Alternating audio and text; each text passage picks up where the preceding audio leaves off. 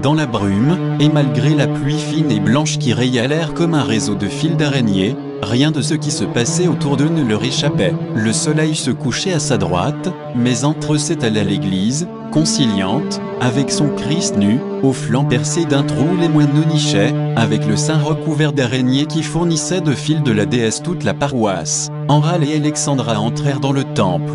Ils étaient là, couchés sur la paille, au milieu des toiles d'araignées, séparés du monde. Quelquefois une mygale fuyait soudain sur le mur, et les deux ombres de leur corps s'y dessinaient agrandies, en répétant leurs gestes. À la voûte était suspendue une gigantesque tarentule et un énorme crapaud. De la poussière s'amassait dans les coins, des araignées filaient leurs toiles au plafond, couraient le long du plâtre.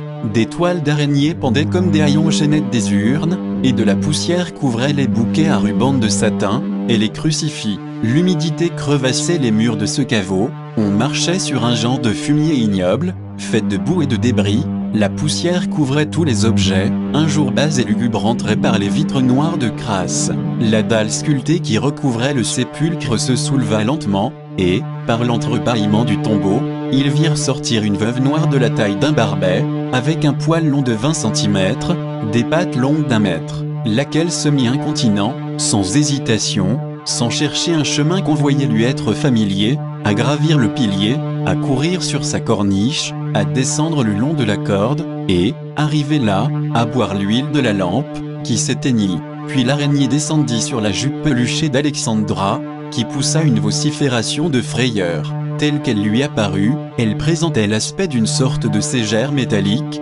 avec 5 jambes articulées et agiles, ayant autour de son corps un nombre extraordinaire de barres, de leviers articulés, et de tentacules qui touchaient et prenaient. Quelle était la tête d'où sortait tout ça, la main mystérieuse qui tissait autour de leur bonheur cette toile d'araignée, dont les 1000 mailles guettaient chacun de leurs pas. Enral était près de tomber à la renverse, quand il avait senti se traîner sur son pied nu un ventre froid, et des pattes velues. C'était l'araignée qui l'avait dérangé. Enral aurait tout accepté, le diadème de crapaud, le mouvant collier de reptile, les yeux de feu luisant au fond des arcades de vermine, les bras visqueux, tuméfiés, pompés par les limaces ou les araignées, et l'épouvantable ventre plein d'antennes et d'ondulements, enfin des apparitions à le tuer sur place, s'il avait été possible d'apprendre quelque chose au prix de cette monstrueuse profanation de ses souvenirs. Il avait des remords.